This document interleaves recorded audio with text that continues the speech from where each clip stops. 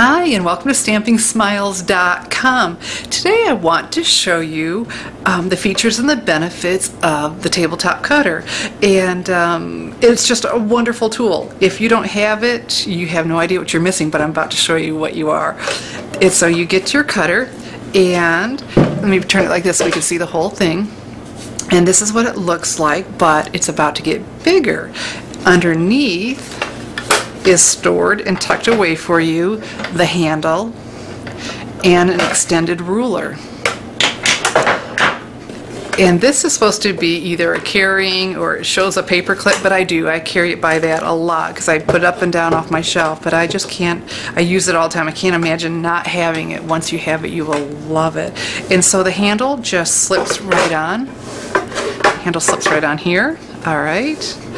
And then into the side, you put in, I'm pushing in, push in that ruler, and the little leg comes up so it sets nice and even, and there we have it. And so now I can cut beyond 6 inches with this, and with this you can cut up to 3 or 4 sheets of cardstock at a time. I've cut chipboard with it. I love it. Okay, I know I've said that, but I'm going to go ahead and show you why I love it so much. So I'm going to take an 8.5 by 11 sheet of cardstock, and we're going to go ahead and cut this in half. So I'm going to zoom in so you can see my markings better, and come back. Here we go. And so I am going to the 5.5 inch line. You have a mark every ½ inch. So I'm going out to the 5.5, lining it up, and all right, now I need to zoom back out. Whoa, okay, out. Get back in the shot. And what's important is, the most important thing I can teach you about this, these 2 plastic pieces, half circles, you need to push them both down when you're getting ready to cut. Push both down, just slice right through like that, and I have a beautiful, beautiful cut with this. If you only push one down while you're cutting, your cardstock will move and you won't cut straight. So just get in the habit of spreading both hands out. And the cutter, this is a self-sharpening blade, but look, I don't understand how. You can't cut yourself on it. I've run my hand across it because maybe I've gotten a little bit of adhesive, and it doesn't, I don't know how that works. I just can't begin to explain how you can't get cut with it, but you can. But it's self-sharpening. I've had my cutter for 5 years at least now, and I've never even had to think about sharpening the blade because it cuts as beautifully as it did the first day. Love that. So just remember this. There, maybe if I put a piece of cardstock, 2 handles, push them both down, or 2 half circles, push those both down when you're getting ready to cut. That's the biggest thing I can teach you. Now the only thing that I can't do with my tabletop cutter is score my cards. I still need either my paper cutter with the scoring blade or the Simply Scored scoring tool to go ahead and score my cards. But I want to show you another feature of this tabletop cutter that is my second favorite. So now that I have this scored, and do you know why we do that? We do that because if we don't, the cardstock will be crinkly along, but with a score line, you get a nice fold, nice and professional. And so let me take and finish that. Okay, so even though I have this and it's indispensable, I use it constantly. It's almost always at my side. Once in a while I put it up on the shelf and I'm trying to clean up, but it's always at my side. Love it. And so I'm going to show you another reason why I love this. I'm going to take this designer paper.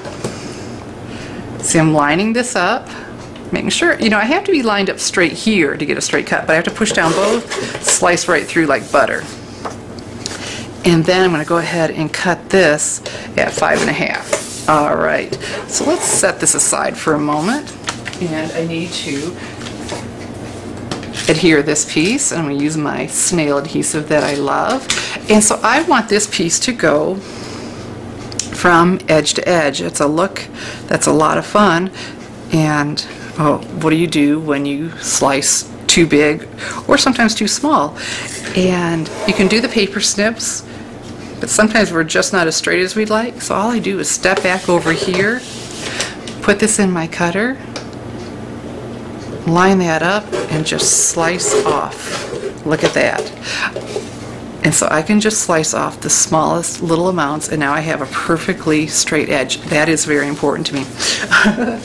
And love that. You know, I've done scrapbook pages. We'll just go ahead and do, you know, how you'd maybe do a title border, and you'll have several layers. Just do them all, and then say get it all together, and then I'll trim it up when we're done. And so I've got to show you one more thing that I love about this.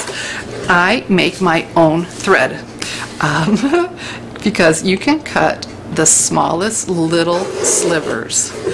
With a regular cutter, the paper would just fold over, but look, I can cut tiny, tiny, small slivers to make my own thread for my buttons. Here I've got the Twitter painted buttons, and I don't like naked buttons. I don't like buttons that don't have thread in them. But I don't want to run around needing to buy a whole bunch of DMC floss, because with my tabletop cutter, I don't need to. I just make my own thread, paper thread, and then I can coordinate any color of our cardstock to our buttons. How sweet is that? So, love this. Once you have it, you'll wonder what in the world you ever did without it. I cannot recommend highly enough that you step out and get one of those. And of course, you're welcome to go to my online store and order one now. It's the Tabletop Paper Cutter. You won't regret it. And you just remember these tips that I shared with you. You hold down both of these at one time and slice through like butter. And you don't have to worry about the kids getting hurt, because it just, I don't know, like I said, don't get it, but love it, love it, love it. Cannot recommend it highly enough. So I hope you will get one of these so you can enjoy your scrapbooking and card making so much more. Thanks for watching.